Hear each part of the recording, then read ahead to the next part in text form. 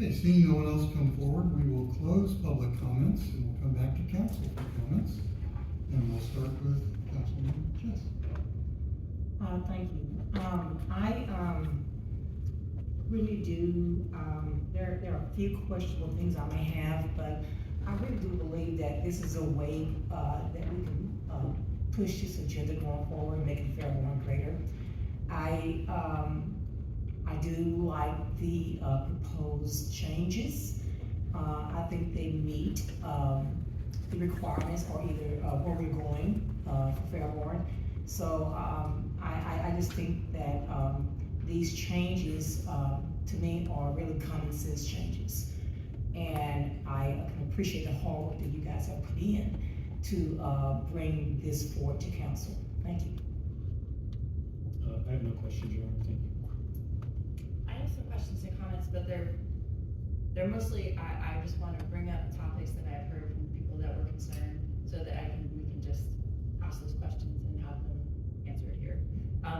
Most of my concerns boil down to, the effect on people who already are here and in neighborhoods where they would not meet some of the new requirements. So, okay, so I've got a couple of sections that I just wanted to go over. So the first one was about the new minimum dwelling size requirement, and that exceptions were added, because that was a concern of mine, that people who already live, and I'm one of them, I live in a neighborhood where my house is under 1,200 square feet, and lots of houses around me were a mix of small ranch houses and then two-story houses mixed through like that. So these were just some questions, like, and I'm sorry, you might not know, but I know that I gave a heads up about some of these questions, but, so like what percentage of the existing homes in Fairborn do not meet the new minimum dwelling size requirements?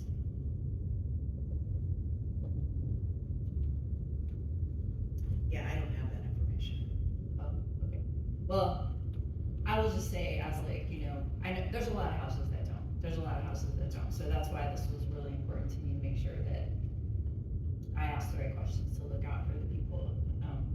And I think what we did try to do, put into the zoning code, was that for those homes that currently exist, if they want to have an addition put on their home, they do not have to meet these architectural design guidelines. If your home burns down in a fire, you can rebuild that home if you're using the same footprint, not necessarily on the same foundation, but if you're using the same footprint that you originally had and just want to rebuild your home because that's what your insurance will pay for, then that's what the zoning code supports.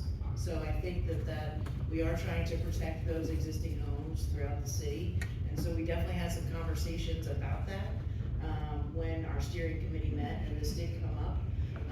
And so I guess those minimum home sizes, we wanted to start somewhere and look at the various zoning districts and what the sizes of homes kind of on average, I guess. And then also there is a process. If for some reason you do want to build a home that is less than that minimum standard, there is a process through our board of zoning appeals. And so let's start somewhere and then see if this is something that the city wants to, continue to encourage or not. So I guess that's kind of, just to provide a little bit of background, maybe that may help address some of your questions. Yeah, and well, you guys actually already did address my questions. I just wanted to make sure in this public forum, for anyone watching or that have that concern, people have reached out to me with that concern, but I'm sure if I had it and other people reached out to me, that a lot of people probably were, like I had a gut reaction to that, like, whoa, wait a minute, so, let's see, so I had, yeah, so I mean, I found that same thing in the code, that what you just addressed, that said that that exception is there for the existing homes that are, so if my house gets hit by a tornado or half burns to the ground or whatever and I have to replace it, I am not going to be screwed because my homeowner insurance doesn't cover, like I'm not going to have to build it to some different standard. If I'm in a home that has, my home is brick, but if I was in a home that had like vinyl siding, I would be able to rebuild it that way to match with what I already have, so I wouldn't be having to upgrade to things I couldn't afford, right? So in that way, we look out for existing people to prevent some kind of hardship. So, and I appreciate that went into And that was all about, I think in the, 112404 non-conforming structure, on page 144, it has, as an exception to minimum dwelling size, if a dwelling containing a legal non-conforming single-family or duplex land use located in a SR, NDR, UDR, DC, and NCTR zoning district is damaged or destroyed by any cause, those portions so destroyed or damaged may be restored to the original footprint and floor area of the dwelling, subject to the architectural design guidelines set forth. And then if you go to the architectural guidelines, it has an exception also listed in it. Additions or modifications made to dwellings existing at the time of adoption of these architectural design guidelines shall be exempt from the architectural design guidelines. So I think that concern, I found that it was addressed in here, so, and I appreciate that. And then one other thing, I have more written, but that we basically have just discussed it and covered it, all of it. And then another issue that was brought up by a couple people to me was solar. There were questions asked about the pitch requirements for the roof and solar, so I went out and checked that out.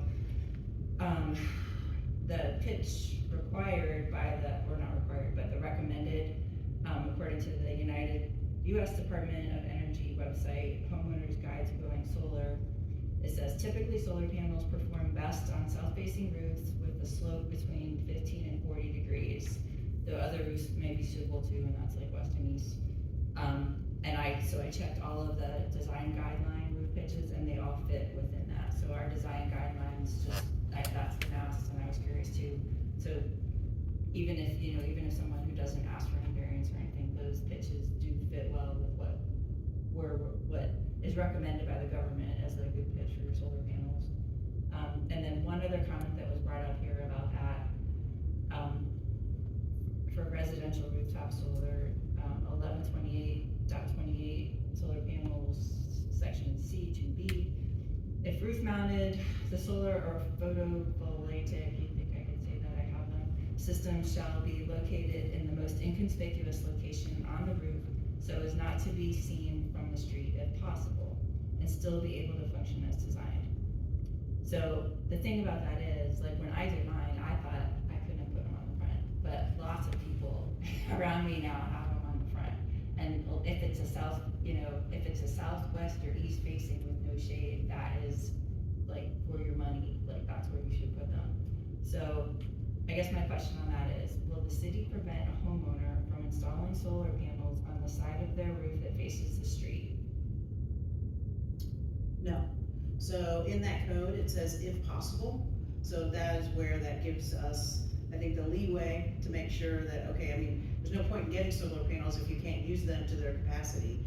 So, yes, they can fade. I mean, ideally, we want them away from the street and inconspicuous. So, but if there's no alternative and they're not going to be, a useful product, then yes, they can face the street. Okay, cool, and I can testify, that's how I've met people. I walk up and I knock on their door and I say, hi, would you like to join the environmental club? So, and we got like 4 just in my whole like neighborhood area.